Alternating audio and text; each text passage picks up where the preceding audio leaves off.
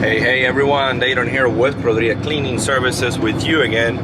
Today I'm already at the job site and I want to show you what we're working on. It is carpet cleaning, very nice home.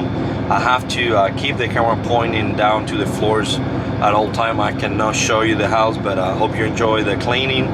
Right now I just set up the solution line, the vacuum line.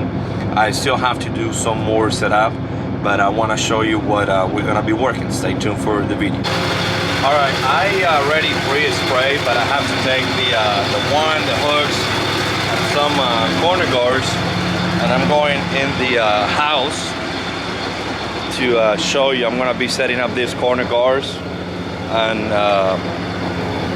let's go upstairs. That way you can see how things look. Hose is back. I already pre-sprayed, and I'm gonna be setting up some corner guards.